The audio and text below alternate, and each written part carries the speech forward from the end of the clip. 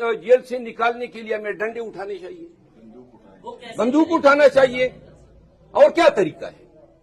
चीख गए, हम अदालतों में गए, रोडों पे गए, नारे किए, जलसे किए, जुलूस किए, और हर जुलूस पे इन्होंने हमें मारा, पर्चे किए, जेलों में डाला।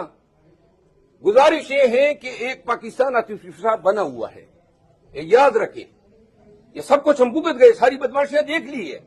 आतिश पेशाब बना हुआ है, अरबाब इख्तिदार वो इसके टॉप पे बैठ के हुक्का गुड़गुड़ा रहे हैं। याद रखें, ये सवाल जब आप करते हैं, मिलाद को उस नहज पे न ले जाएं, वरना हमारे लिए रियासत जो है वो हमारा हक है। हमारे हक में कोई पांव रखेगा, उस पांव को उठा के हम रगीद देंगे जमीन पे। खान साहब, अगर ये हमें इंसाफ नहीं मिलता है तो हम बिल्कुल बबांगेदार ऐलान करते हैं, और आज भी खान साहब से बात हुई है, हम निकलेंगे, पाकिस्तान निकलेगा, और अपने जोरे बाजू से हम अपना मैंडेट भी रिकवर करेंगे, और जो लोग हमारे दायमी हाकिम बने हुए हैं उनको वापस धकेलेंगे।